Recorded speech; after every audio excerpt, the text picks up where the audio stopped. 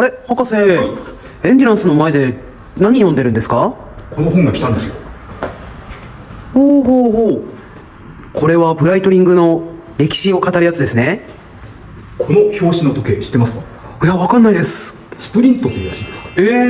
1972年に作られたブライトリングで、はい鮮やかなカラーリング、そしてここにパルスメーターがついてます。